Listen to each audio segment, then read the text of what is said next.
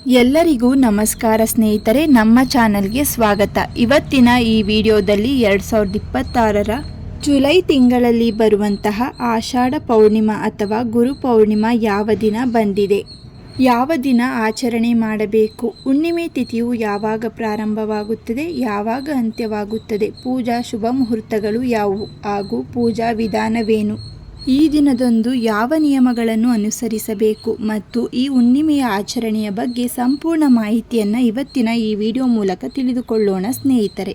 2026ರ July ತಿಂಗಳಲ್ಲಿ 29ನೇ ತಾರೀಕಿನಂದು ಬುಧವಾರದಂದು ಆಚರಿಸಲಾಗುವ ಆಷಾಢ ಪೌರ್ಣಿಮಾವನ್ನು ಗುರು ಪೌರ್ಣಿಮಾ ಅಥವಾ ವ್ಯಾಸ ಪೌರ್ಣಿಮಾ ಎಂದು ಕರೆಯಲಾಗುತ್ತದೆ. ಹಿಂದೂ ಧರ್ಮದಲ್ಲಿ ಗುರುಗಳಿಗೆ ಕೃತಜ್ಞತೆ ಸಲ್ಲಿಸಲು ಮತ್ತು ಅವರ ಆಶೀರ್ವಾದ ಪಡೆಯಲು ಇದು ಅತ್ಯಂತ ಪವಿತ್ರವಾದ ದಿನವಾಗಿದೆ.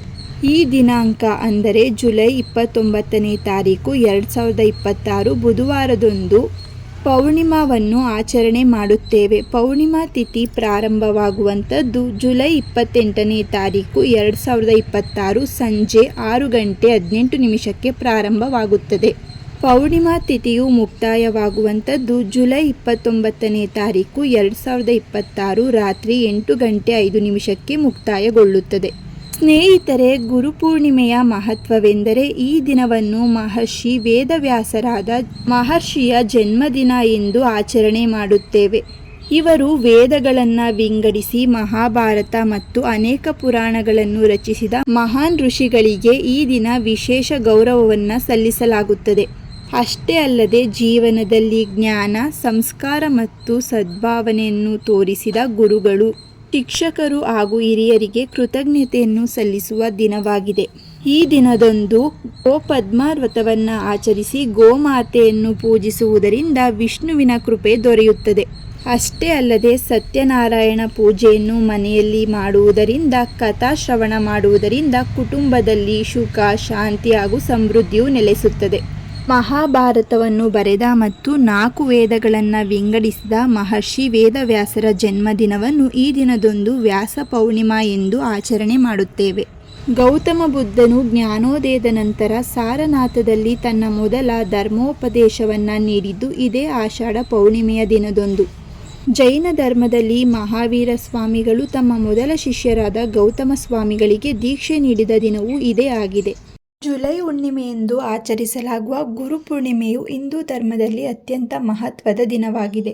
ಇದು ಮಾರ್ಗದರ್ಶಕ ದೀಪಗಳು ಮತ್ತು ಜ್ಞಾನ ನೀಡುವವರಿಗಾಗಿ ಕಾರ್ಯನಿರ್ವಹಿಸುವ ಗುರುಗಳಿಗೆ ಆಳವಾದ ಗೌರವ ಮತ್ತು ಕೃತಜ್ಞತೆಯನ್ನು ವ್ಯಕ್ತಪಡಿಸುವ ಸಮಯ. ಗುರು ಎಂಬ ಪದವು ಕತ್ತಲೆಯನ್ನು ಹೋಗಲಾಡಿಸುವವನು ಎಂದು ಅನುವಾದಿಸುತ್ತದೆ. ಈ ಪದವು ಅಜ್ಞಾನವನ್ನು ತೊಡೆದುಹಾಕುವಲ್ಲಿ ಮತ್ತು ಜ್ಞಾನೋದಯ ಹಾದಿಯನ್ನು ಬೆಳಗಿಸುವಲ್ಲಿ ಅವರು ವಹಿಸುವ ಪಾತ್ರವನ್ನು ಎತ್ತಿ ತೋರಿಸುತ್ತದೆ. ಹಿಂದೂ ಸಾಂಪ್ರದಾಯಿಕವಾಗಿ ಈ ದಿನವು ಮಹಾಭಾರತ ಮತ್ತು ವೇದಗಳಂತಹ ಅನೇಕ ಮೂಲಭೂತ ಹಿಂದೂ ಗ್ರಂಥಗಳನ್ನು ಸಂಪಾದಿಸಿದ ಕೀರ್ತಿಗೆ ಪಾತ್ರರಾದ ಪೂಜ್ಯ ಋಷಿ ವ್ಯಾಸರನ್ನು ಗೌರವಿಸುತ್ತದೆ. ಗುರು ಶಿಷ್ಯ, ಶಿಕ್ಷಕ ಶಿಷ್ಯ ಎಂಬ ಶ್ರೀಮಂತ ಸಂಪ್ರದಾಯವನ್ನು ಆಚರಣೆ ಮಾಡಲಾಗುತ್ತದೆ.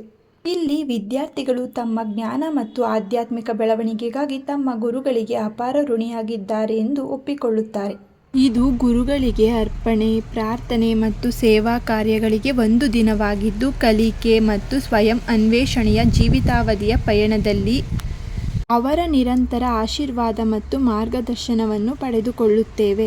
ಜ್ಞಾನದ ಸಂಕೇತವೆಂದರೆ ಗುರು ಎಂದರೆ ಕತ್ತಲೆಯನ್ನು, ಅಜ್ಞಾನವನ್ನು ದೂರವಾಗಿಸಿ ಬೆಳಕಿನೆಡೆಗೆ ಅಂದರೆ ಜ್ಞಾನದ ಮಾರ್ಗದವರೆಗೆ ನಮಗೆ ಅಕ್ಷರ ಕಲಿಸಿದ ಶಿಕ್ಷಕರು, ಆಧ್ಯಾತ್ಮಿಕ ಮಾರ್ಗದರ್ಶನ ನೀಡುವ ಗುರುಗಳು ಮತ್ತು ಪೋಷಕರಿಗೆ ಕೃತಜ್ಞತೆ ಸಲ್ಲಿಸುವ ಶುದಿನ ಇದಾಗಿದೆ. ಈ ದಿನವನ್ನು ತ್ರಿವೇಣಿ ಸಂಗಮ ಎಂದು ಕೂಡ ಕರೆಯುತ್ತೇವೆ. ಏಕೆ ಎಂದರೆ ಹಿಂದೂ ಧರ್ಮ ಮಾತ್ರವಲ್ಲದೆ ಬೌದ್ಧ ಮತ್ತು ಜೈನ ಸಂಪ್ರದಾಯಗಳಲ್ಲೂ ಈ ದಿನಕ್ಕೆ ವಿಶೇಷ ಪ್ರಾಮುಖ್ಯತೆ ಇದೆ. ಗೌತಮ ಬುದ್ಧನು ಜ್ಞಾನೋದಯದ ನಂತರ ತನ್ನ ಮೊದಲ ಬೋಧನೆಯನ್ನು, ಧರ್ಮಚಕ್ರ ಪ್ರವರ್ತನೆಯನ್ನು ಸಾರನಾಥದಲ್ಲಿ ಇದೇ ದಿನ ನೀಡಿದನೆಂಬ ನಂಬಿಕೆ ಕೂಡ ಇದೆ. 2026ರ ಗುರು ಪೌರ್ಣಿಮೆಯ ದಿನದಂದು ಶುಕ್ರ ಮತ್ತು ಮಂಗಳ ಗ್ರಹಗಳ ಸಂಯೋಗದಿಂದಾಗಿ ಅತ್ಯಂತ ಶುಭವಾದ ಕೇಂದ್ರ ಯೋಗ ನಿರ್ಮಾಣವಾಗಲಿದೆ. ಇದು ಕೆಲವು ರಾಶಿಗಳ ಜನರಿಗೆ ವೃತ್ತಿ ಜೀವನ ಮತ್ತು ಆರ್ಥಿಕ ಪ್ರಗತಿಗೆ ಉತ್ತಮ ಅವಕಾಶವನ್ನು ತರಲಿದೆ.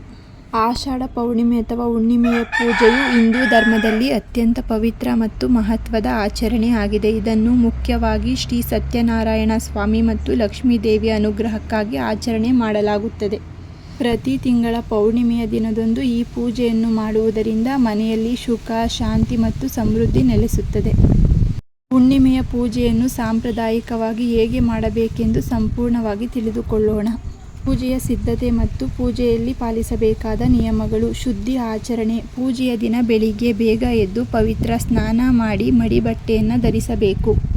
ಉಪವಾಸ ವ್ರತ ಮಾಡುವುದಾಗಿ ಆಜ್ಞೆಯನ್ನು ಮಾಡಿಕೊಂಡು ಸಾಧ್ಯವಾದರೆ ದಿನಪೂರ್ತಿ ಉಪವಾಸವನ್ನು ಆಚರಣೆ ಮಾಡಬೇಕು. ಆರೋಗ್ಯ ಕೈಕೊಡುತ್ತಿದ್ದರೆ ಹಣ್ಣು, ಹಾಲು, ಸಾತ್ವಿಕ ಆಹಾರವನ್ನು ಸೇವಿಸಬಹುದು. ಮನೆ ಸ್ವಚ್ಛವಾಗಿರಬೇಕು. ಪೂಜಾ ಕೋಣೆ ಅಥವಾ ಮನೆಯ ಮುಖ್ಯ ದ್ವಾರವನ್ನು ಸ್ವಚ್ಛಗೊಳಿಸಿ ಮಾವಿನ ಎಲೆಯ ತೋರಣ ಹಾಗೂ ರಂಗೋಲಿಯಿಂದ ಅಲಂಕಾರ ಮಾಡಿಕೊಳ್ಳಬೇಕು. ಸರಳ ಪೂಜಾ ವಿಧಾನವೆಂದರೆ ಕಳಶ ಸ್ಥಾಪನೆ. ಪೂಜಾ ಪೀಠದ ಮೇಲೆ ಅಕ್ಕಿಯನ್ನು ಹರಡಿ ಅದರ ಮೇಲೆ ತಾಮ್ರ ಅಥವಾ ಹಿತ್ತಾಳೆ ಕಳಶವನ್ನು ಇಟ್ಟು ಅದರಲ್ಲಿ ನೀರು, ಅಡಿಕೆ, ನಾಣ್ಯ ಹಾಕಿ ಮಾವಿನ ಎಲೆ ಹಾಗೂ ತೆಂಗಿನಕಾಯಿಯನ್ನು ಇಟ್ಟು ಕಳಶ ಸ್ಥಾಪನೆಯನ್ನು ಮಾಡಿಕೊಳ್ಳಬೇಕು. ಸಂಕಲ್ಪವನ್ನು ಮಾಡಿಕೊಂಡು ದೇವತಾರಾಧನೆ ಮಾಡಬೇಕು. ಕಳಶದಲ್ಲಿ ವರುಣ ದೇವನನ್ನು ಅಥವಾ ಪೀಠದ ಮೇಲೆ ಶ್ರೀ ಲಕ್ಷ್ಮೀನಾರಾಯಣ ಮೂರ್ತಿ ಅಥವಾ ಫೋಟೋವನ್ನು ಇಟ್ಟು ಪೂಜೆ ಮಾಡಬೇಕು. ಮೊದಲು ಗಣೇಶನಿಗೆ ಪೂಜೆಯನ್ನು ಸಲ್ಲಿಸಬೇಕು. ಅಭಿಷೇಕ ಮತ್ತು ಅರ್ಚನೆ. ದೇವರಿಗೆ ಹಾಲು, ಮೊಸರು, ಜೇನುತುಪ್ಪ, ತುಪ್ಪ ಮತ್ತು ಸಕ್ಕರೆಯಿಂದ ಪಂಚಾಮೃತ ಅಭಿಷೇಕ ಮಾಡಿ ನಂತರ ಶುದ್ಧ ನೀರಿನಿಂದ ತೊಳೆದು ಅಲಂಕಾರ ಮಾಡಬೇಕು. ನಂತರ ಕುಂಕುಮ ಮತ್ತು ಹೂವಿನಿಂದ ಅರ್ಚನೆ ಮಾಡಬೇಕು. ನೈವೇದ್ಯ. ಹುಣ್ಣಿಮೆ ಪೂಜೆಗೆ ಗೋಧಿ ರವೆ ಅಥವಾ ಚಿರೋಟಿ ರವೆಯಿಂದ ಮಾಡಿದ ಸಜ್ಜಿಗೆ, ಶಿರಾ, ಪಾಯಸ ಅತ್ಯಂತ ಶ್ರೇಷ್ಠ. ಇದರೊಂದಿಗೆ ಹಣ್ಣುಗಳನ್ನು ನೈವೇದ್ಯವಾಗಿ ಅರ್ಪಿಸಬಹುದು. ಸತ್ಯನಾರಾಯಣ ಸ್ವಾಮಿ ಅಷ್ಟೋತ್ತರ ಅಥವಾ ಲಕ್ಷ್ಮೀ ದೇವಿಯ ಮಂತ್ರಗಳನ್ನು ಪಠಿಸಬೇಕು. ಸಾಧ್ಯವಾದರೆ ಸತ್ಯನಾರಾಯಣ ವ್ರತ ಕಥೆಯನ್ನು ಓದಬೇಕು ಅಥವಾ ಕೇಳಬೇಕು. ಸಂಜೆಯ ಆಚರಣೆ ಮತ್ತು ಚಂದ್ರನ ದರ್ಶನದ ನಂತರ ಚಂದ್ರನಿಗೆ ಅರ್ಘ್ಯವನ್ನು ನೀಡಬೇಕು. ಸಂಜೆ ಸೂರ್ಯಾಸ್ತದ ನಂತರ ಚಂದ್ರ ಮೂಡಿದಾಗ ಚಂದ್ರದೇವರಿಗೆ ಹಾಲು ಮತ್ತು ನೀರಿನಿಂದ ಸಂಜೆ ಮನೆಯ ತುಳಸಿ ಕಟ್ಟೆಯ ಮುಂದೆ ಮತ್ತು ದ್ವಾರದ ಬಳಿ ತುಪ್ಪದ ದೀಪವನ್ನು ಹಚ್ಚಬೇಕು. ಇದು ಲಕ್ಷ್ಮೀ ದೇವಿಯನ್ನು ಮನೆಗೆ ಆಹ್ವಾನಿಸುವ ಸಂಪ್ರದಾಯವಾಗಿದೆ. ಪ್ರಸಾದ ವಿತರಣೆ. ಅರ್ಘ್ಯ ಕೊಟ್ಟು ನಮಸ್ಕಾರ ಮಾಡಿಕೊಳ್ಳಬೇಕು. ಆರತಿ ಬೆಳಗಿದ ನಂತರ ಮನೆಯವರಿಗೆಲ್ಲ ಒಟ್ಟಿಗೆ ಕುಳಿತು ಪ್ರಸಾದವನ್ನು ಸ್ವೀಕರಿಸಬೇಕು. ಆರತಿ ಬೆಳಗಿದ ನಂತರ ಮನೆಯವರೆಲ್ಲರೂ ಒಟ್ಟಿಗೆ ಕುಳಿತು ಪ್ರಸಾದವನ್ನು ಸ್ವೀಕರಿಸಬೇಕು ಹಾಗೂ ಉಪವಾಸವನ್ನು ಮುಗಿಸಬೇಕು. ಸ್ನೇಹಿತರೆ, ಗುರುಪೂರ್ಣಿಮೆಯ ದಿನದಂದು ಈ 7 ಕೆಲಸಗಳನ್ನು ಮಾಡಿದರೆ ಗುರುಕೃಪೆ ಖಚಿತವಾಗಿ ದೊರೆಯುತ್ತದೆ. ಗುರುಗಳ ಆಶೀರ್ವಾದವನ್ನು ಪಡೆಯಿರಿ. ನಿಮ್ಮ ಆಧ್ಯಾತ್ಮಿಕ ಗುರುಗಳು, ಶಿಕ್ಷಕರು ಅಥವಾ ಜೀವನದ ಮಾರ್ಗದರ್ಶಕರನ್ನು ಭೇಟಿಯಾಗಿ ಪಾದಪೂಜೆ ಮಾಡಿ ಕಣ್ಣಿಗೆ ಅರ್ಪಣೆ ಮಾಡಿಕೊಂಡು ಅವರಿಗೆ ಕಾಣಿಕೆಯನ್ನು ಅರ್ಪಿಸಿ ಅವರಿಂದ ಆಶೀರ್ವಾದವನ್ನು ಪಡೆದುಕೊಳ್ಳಿ. ಗ್ರಂಥಗಳ ಪಠಣ ಮತ್ತು ಧ್ಯಾನ. ವೇದವ್ಯಾಸರ ಜನ್ಮದಿನವಾದ ಈ ಪವಿತ್ರ ದಿನದಂದು ಭಗವದ್ಗೀತೆ, ಉಪನಿಷತ್ತುಗಳು ಅಥವಾ ನಿಮ್ಮ ಇಷ್ಟ ದೈವದ ಗ್ರಂಥಗಳನ್ನು ಪಠಿಸಿ ಜೊತೆಗೆ ಮನಸ್ಸಿನ ಏಕಾಗ್ರತೆಗೆ ಧ್ಯಾನ ಮಾಡಿಕೊಳ್ಳಿ. ವಿಶೇಷ ಗುರುಪೂಜೆ. ನಿಮ್ಮ ಮನೆಯಲ್ಲಿಯೇ ಗುರುಗಳ ಭಾವಚಿತ್ರಕ್ಕೆ ಅಥವಾ ವೇದವ್ಯಾಸರಿಗೆ ಹೂವು, ಹಣ್ಣುಗಳನ್ನು ಅರ್ಪಿಸಿ ಪೂಜೆಯನ್ನು ಮಾಡಿ. ದಾನ ಧರ್ಮ. ನಿಮ್ಮ ಸಾಮರ್ಥ್ಯಕ್ಕೆ ಅನುಗುಣವಾಗಿ ಬಡವರಿಗೆ ಅಥವಾ ಅಗತ್ಯವಿರುವವರಿಗೆ, ವಿದ್ಯಾರ್ಥಿಗಳಿಗೆ ಪುಸ್ತಕಗಳು, ಬಟ್ಟೆ ಮತ್ತು ಆಹಾರವನ್ನು ದಾನ ಮಾಡಿ. ಹಳದಿ ವಸ್ತ್ರಗಳ ಅರ್ಪಣೆ. ದಾನ.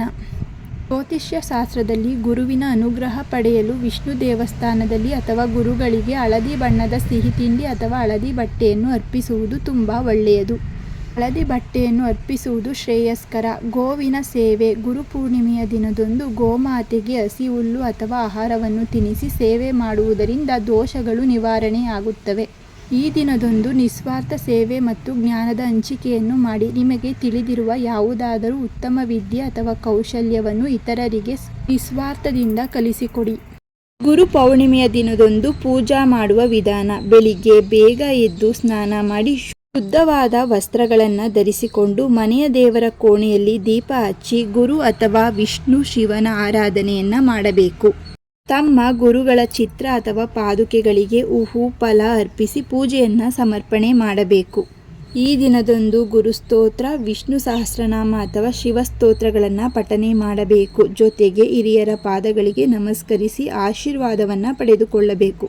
ಅಷ್ಟೇ ಅಲ್ಲದೆ ಮುಖ್ಯವಾಗಿ ಈ ದಿನದಂದು ದಾನಕ್ಕೆ ವಿಶೇಷವಾದ ಫಲಪ್ರಾಪ್ತಿ ದೊರೆಯುತ್ತದೆ. ಯಾವ ದಾನ ಮಾಡಬೇಕು ಎಂದರೆ ಧಾನ್ಯಗಳ ದಾನ, ವಸ್ತ್ರದಾನ, ಅನ್ನದಾನ, ಪುಸ್ತಕಗಳ ದಾನ, ಯಾರಿಗೆ ಅಗತ್ಯವಿರುತ್ತದೆಯೋ ಅಂತಹವರಿಗೆ ಖಂಡಿತವಾಗಿಯೂ ಆದಷ್ಟು ಸಹಾಯವನ್ನು ಮಾಡಿ.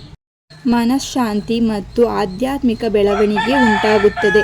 ಗುರು ಪೌರ್ಣಮಿಯನ್ನು ಆಚರಣೆ ಮಾಡುವುದರಿಂದ ದೊರೆಯುವ ಫಲಗಳು ಯಾವುವು ಎಂದರೆ ಗುರುಗಳ ಕೃಪೆ ಮತ್ತು ಆಶೀರ್ವಾದ ದೊರೆಯುತ್ತದೆ.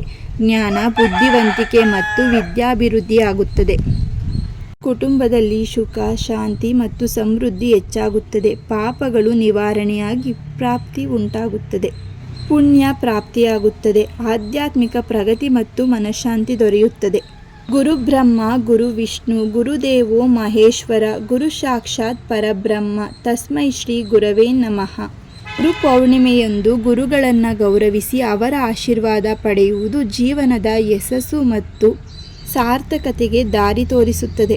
ಸ್ನೇಹಿತರೆ, ಇವತ್ತಿನ ಈ ವಿಡಿಯೋದಲ್ಲಿ ಜುಲೈ ತಿಂಗಳಲ್ಲಿ ಆಚರಿಸುವಂತಹ ಹುಣ್ಣಿಮೆ ಯಾವ ದಿನ ಬಂದಿದೆ, ಯಾವ ದಿನ ಆಚರಣೆ ಮಾಡಬೇಕು, ಹುಣ್ಣಿಮೆ ತಿಥಿಯು ಯಾವಾಗ ಪ್ರಾರಂಭವಾಗುತ್ತದೆ, ಯಾವಾಗ ಅಂತ್ಯವಾಗುತ್ತದೆ ಹಾಗೂ ಪೂಜಾ ವಿಧಾನವೇನು, ಈ ದಿನ ಯಾವ ನಿಯಮಗಳನ್ನು ಅನುಸರಿಸಬೇಕು, ಈ ಹುಣ್ಣಿಮೆಯ ಆಚರಣೆಯ ಬಗ್ಗೆ ಸಂಪೂರ್ಣವಾಗಿ ಇವತ್ತಿನ ಈ ವಿಡಿಯೋ ಮೂಲಕ ತಿಳಿಸಿದ್ದೇವೆ. ಸ್ನೇಹಿತರೆ, ಇವತ್ತಿನ ಈ ಮಾಹಿತಿ ನಿಮಗೆ ಇಷ್ಟವಾಗಿದ್ದಲ್ಲಿ ಈ ವಿಡಿಯೋವನ್ನು ಲೈಕ್ ಮಾಡಿ, ಹಾಗೆ ನಿಮ್ಮ ಫ್ಯಾಮಿಲಿ ಮತ್ತು ಫ್ರೆಂಡ್ಗೆ ಶೇರ್ ಮಾಡಿ. ಇದೇ ರೀತಿಯ ಮತ್ತಷ್ಟು ಮಾಹಿತಿಗಾಗಿ ನಮ್ಮ ಚಾನಲನ್ನು ಸಬ್ಸ್ಕ್ರೈಬ್ ಮಾಡಿಕೊಳ್ಳಿ. ಮತ್ತೆ ಸಿಗೋಣ ಮತ್ತೊಂದು ಮಾಹಿತಿಯ ಮೂಲಕ. ಎಲ್ಲರಿಗೂ ಧನ್ಯವಾದಗಳು.